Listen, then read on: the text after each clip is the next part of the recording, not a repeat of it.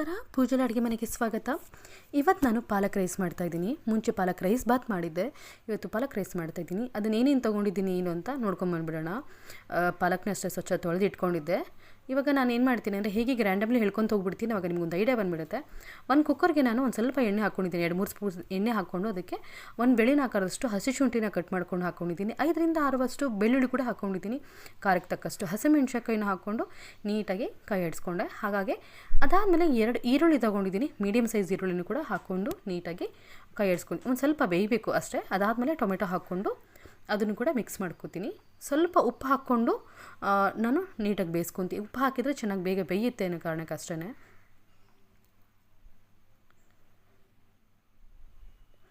ಶುಂಠಿ ಹಾಕೋದ್ರಿಂದ ಡೈಜೆಷನ್ ತುಂಬ ಒಳ್ಳೆಯದು, ತುಂಬ ಚೆನ್ನಾಗಿರುತ್ತೆ. ಹಾಕಿ ರುಚಿ ಆಗುತ್ತೆ ಇಲ್ವ ಅಂತ ಅನ್ಕೋಬೇಡಿ, ತುಂಬ ರುಚಿ ಆಗುತ್ತೆ. ಇವಾಗ ನಾವು ರೆಡಿಮೇಡ್ ಪೇಸ್ಟ್ ತಂದು ಹಾಕೋದಕ್ಕಿಂತ ಡೈರೆಕ್ಟಾಗಿ ಆವಾಗಲೇ ಮಾಡ್ಕೊಳ್ಳೋದು ತುಂಬ ಒಳ್ಳೆಯದು ಅಂತ ನಾನು ಹೇಳ್ತೀನಿ. ಸೊ ಹಾಗಾಗಿ ಹಂಗಂತೇಳ್ಬಿಟ್ಟು ಪೇಸ್ಟ್ಗಳನ್ನ ಮಾಡಿಟ್ಕೊಂಡ್ಬಿಟ್ರೆ ಅದು ಅಷ್ಟು ಟೇಸ್ಟ್ ಇರಲ್ಲ ಅಂತಲ್ಲ. ಫ್ರೆಶ್ ಆಗಿ ಹಾಕಿದಾಗ ಅದು ಬರೋ ರುಚಿನೇ ಬೇರೆ. ಹಾಗಾಗಿ ಅಷ್ಟೇ, ಹೇಗಿದ್ರು ನಾನು ಮಿಕ್ಸಿ ಮಾಡ್ತಾಯಿದ್ದೀನಿ ಅನ್ನೋದಕ್ಕೋಸ್ಕರ ನಾನು ಹಾಕೋತಾ ಇದ್ದೀನಿ. ಪಾಲಕ್ ಸೊಪ್ಪನ್ನ ನಾನು ಹತ್ತರಲ್ಲಿ ಅರ್ಧ ಶಿವುಡು ತೊಗೊಂಡಿದ್ದೀನಿ. ಅಂದರೆ ತುಂಬ ಮೀಡಿಯಮ್ ಸೈಜ್ ಇರೋ ಶಿವುಡನ್ನೇ ತೊಗೊಂಡಿದ್ದೀನಿ. ತುಂಬ ಆಗುತ್ತೆ ಅಂತ ಅಂದ್ಕೋಬೇಡಿ, ತುಂಬ ಚೆನ್ನಾಗಿ ಆಗುತ್ತೆ. ಇವಾಗ ನಾನು ಮಾಡ್ತಿರೋದು 5-6 ಜನರಿಗೆ ಆಗುವಷ್ಟು ಪಾಲಕ್ ರೈಸ್ನ ಮಾಡ್ತಾಯಿದ್ದೀನಿ. ಅದಾದಮೇಲೆ ನಾನು ಹೇಗಿದ್ರು ಉಪ್ಪು ಹಾಕ್ಕೊಂಡಿದ್ವಲ್ಲ ಅದನ್ನು ನೀಟಾಗಿ ಬೇಯಬೇಕು, ಆ ಥರ ಬೇಯಿಸ್ಕೊಳ್ತಾ ಇದ್ದೀನಿ. ಅದಾದಮೇಲೆ ಇದನ್ನು ಆರಿದ ಮೇಲೆ ನೀಟಾಗಿ ಗಂಧದ ಥರ ರುಬ್ಕೊಂಡ್ರೆ ಆಯಿತು. ಇವಾಗ ನಾನು ಮಸಾಲೆ ಸಾಮಾನು ಏನೇನು ತೊಗೊತಿದ್ದೀನಿ ಅಂತ ನೋಡ್ತಾ ಇದ್ದೀರಾ. 3 ಏಲಕ್ಕಿ, ಚಕ್ಕೆ, ಪಲಾವ್ ಎಲೆ ತೊಗೊತಾ ಇದ್ದೀನಿ. ಹಾಗೆ 1 ಸ್ಪೂನ್ ಆಗೋಷ್ಟು ಸೋಂಕಾಳು, ಹಾಗೆ ಅರ್ಧ ಸ್ಪೂನ್ ಆಗುವಷ್ಟು ನಾನು ಕಾಳುಮೆಣಸು, ಅರ್ಧ ಸ್ಪೂನ್ ಆಗುವಷ್ಟು ಜೀರಿಗೆ. ಎಲ್ಲ ಮಸಾಲ ಅದು ಏನು ಬರುತ್ತೆ ಅದು ಒಂದು ಜೀರಿಗೆ ಬರುತ್ತೆ. ಇಟ್ಸ್ ನಾಟ್ ಜೀರಿಗೆ ಅನ್ನಲ್ಲ, ಅದಕ್ಕೊಂದು ಹೇಳ್ತಾರೆ, ಇವಾಗ ನಾನು ಹಾಕ್ಕೊಂಡೆ. ಸೊ ಅದನ್ನು ಕೂಡ ಅದಾದಮೇಲೆ ಮೊಗ್ಗು ತೊಗೊತಿದ್ದೀನಿ, ಚಕ್ರ ಮೊಗ್ಗು ಅಂತೀವಲ್ಲ, ಚಕ್ರ ಮೊಗ್ಗು ತೊಗೊಂಡಿದ್ದೀನಿ. ಹಾಗೆ ಲವಂಗ ತೊಗೊಂಡಿದ್ದೀನಿ. ಹಾಗೆ ಜಾಯ್ಪತ್ರೆ ಹೂವು ತೊಗೊಂಡಿದ್ದೀನಿ, ನೋಡಿದ್ರಿ. ಇವಾಗ ಒಂದು ಕುಕ್ಕರ್ಗೆ ಪಾಲಕ್ ರೈಸ್ ಮಾಡಲಿಕ್ಕೆ ಒಂದು 5-6 ಸ್ಪೂನ್ ಆಗುವಷ್ಟು ನಾನು ಎಣ್ಣೆ ಹಾಕ್ಕೊತಿದ್ದೀನಿ. ಇಲ್ಲಿ ತುಪ್ಪ, ಎಣ್ಣೆ ಎರಡೂ ನಾನು ತೊಗೊಂಡಿದ್ದೀನಿ. ಬೇಕು ಅನ್ನೋರು ನೀವು ಎಣ್ಣೆ ಅಷ್ಟೇ ತೊಗೋಬೋದು.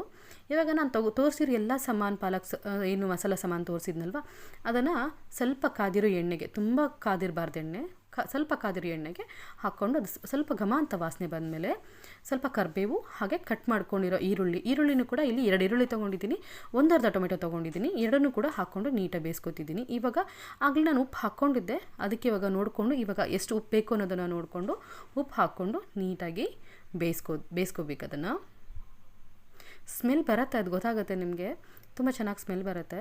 ಇವಾಗ ನಾನು ಮಿಕ್ಸ್ ಮಾಡ್ಕೊಂಡಿರೋಂಥ ಪಾಲಕ್ ಸೊಪ್ಪೆಲ್ಲ ಹಾಕಿ ನಾನು ಆಗಲೇ ಮಿಕ್ಸಿ ಮಾಡ್ಕೊಂಡಿದ್ದಲ್ಲ, ಅದನ್ನು ಕೂಡ ಹಾಕ್ಕೊಂಡು ನೀಟಾಗಿ ಒಂದು ಹದ ಬೇಯಬೇಕು. ಹಸಿ ಸೊಪ್ಪಿನ ವಾಸನೆ ಎಲ್ಲ ಒಂದು ಹದ, ಹೇಗಿದ್ದರೂ ಆಗಲೇ ನಾವು ಬೇಯಿಸ್ಕೊಂಡಿದ್ವಿ ಅಲ್ವಾ ಸೊಪ್ಪನ್ನೆಲ್ಲ, ಹಾಗಾಗಿ ಅದನ್ನು ಕೂಡ ಇವಾಗ ಹಾಕ್ಕೊಂಡಾಗ ಒಂದು ಸ್ಮೆಲ್ ಬರುತ್ತೆ, ಘಮ್ಮ ಅಂತ ಸ್ಮೆಲ್ ಬರುತ್ತೆ.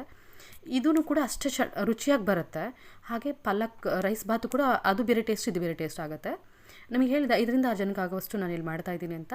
ಅದ್ರ ತಕ್ಕಂತೆ ನಾನು ಇವಾಗ 1.5 ಗ್ಲಾಸ್ ಆಗುವಷ್ಟು ಅಕ್ಕಿ ತೊಗೊಂಡಿದ್ದೀನಿ. ಅದಕ್ಕೆ ತಕ್ಕಂತೆ ನೀರು ಎಷ್ಟು ಬೇಕೋ ಅಷ್ಟು ಹಾಕ್ಕೊಂಡು ಒಂದು ಕುದಿ ಬರೋವರೆಗೂ ಕುದಿಸ್ಕೊಂಡಿದ್ದೀನಿ.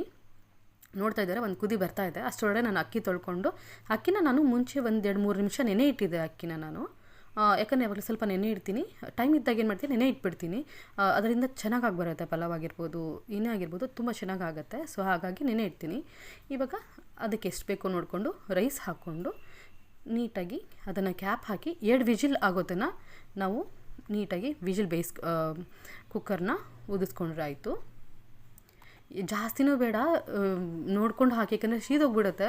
ಸೊ ಒಂದು ವಿಜಿಲು 2 ವಿಜಿಲ್ ಬಂದರೆ ಸಾಕು. 2 ವಿಜಿಲ್ ಆದರೆ ಕರೆಕ್ಟಾಗಿ ಆಗಿಬಿಡುತ್ತೆ. ಮತ್ತು ನೆಕ್ಸ್ಟ್ ಎಪಿಸೋಡ್ ಸಿಗ್ತೀನಿ. ಎಲ್ಲರಿಗೂ ನಮಸ್ಕಾರ.